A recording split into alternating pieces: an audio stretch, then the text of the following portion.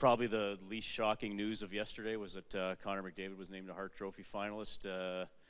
You know, again, just that's another award for the young man who continues to impress people. Yeah, I can sit here and describe, you know, a million reasons why, but we've all had a chance, if you followed our team, which I know many of you have day in and day out, if you've had a chance to watch him play, and his effect that he has on the group and the outcome of our games night in and night out, it's a no-brainer for me to be nominated, and he goes up against a couple very good nominees as well that represented their team to a very high level, so it'll be exciting to see where all that ends up.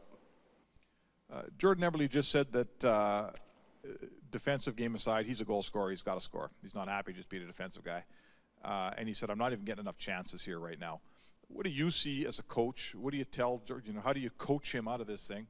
What's he got to do to start with some chances? Well, we've met, you know, we met a number of times during the season, but we met again in the playoffs. And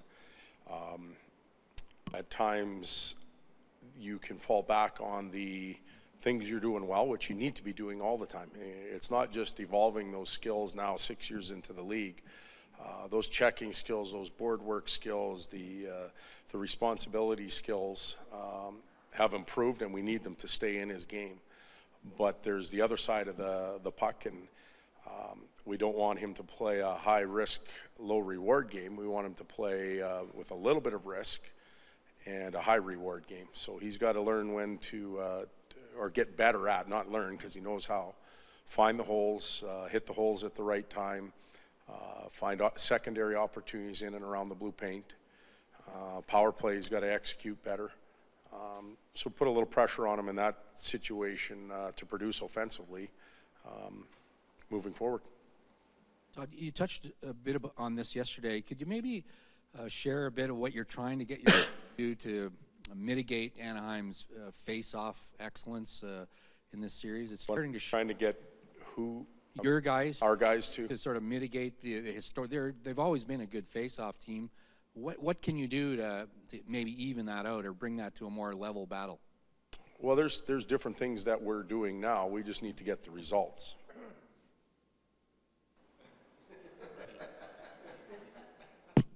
You're glad you got the long answer there.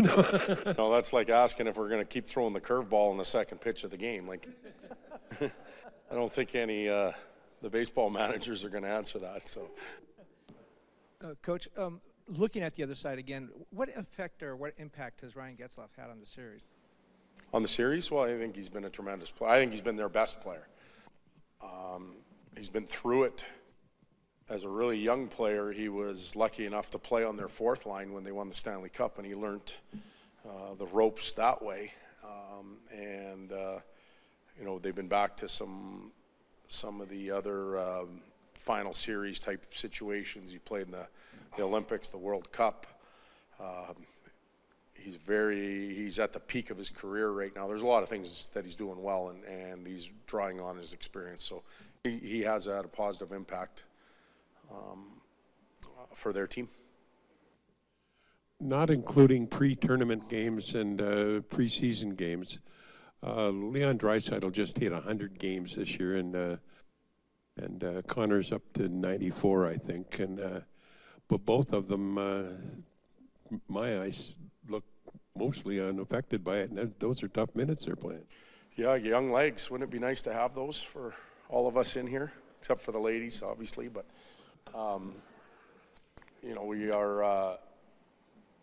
we're fortunate that they're young, they're youthful, they have an exuberance still in their game. They've hauled a lot of big, heavy bodies around for the season. And you mentioned outside of exhibition games and tournament games, like Leon started mid-August. I think he was already in an Olympic qualifier, and then he went to the World Cup, and the European team obviously played late. Came back here, didn't play the full complement of exhibition games, but a lot of hockey right now for a 21-year-old. But he's handling it fine. Connor as well. So I think that's the fountain of youth right now. Todd, I'll put you on the spot. Can you pick a defining moment of Connor's season, or was there was there a time when you felt he had to overcome to continue playing solid hockey? This may sound strange, but I don't think it happened on the ice, in my opinion. It happened the day that he was told he was going to lead this group. He sewed a C onto his jersey, and I think there was 4 other guys that walked out with him to meet with the media that day, and that was the leadership group or the core that wore letters. But when he was when he accepted and was awarded that leadership role, I think it just went up then. He realized that he was going to have to be on the forefront and produce on a nightly basis, not only offensively but defensively, practice habits, carrying the spirit of the team, answering for the group, and he's done a real good job. I think that elevated his, not sense of value, but just his priority list, I guess, in the locker room, for lack of a better explanation.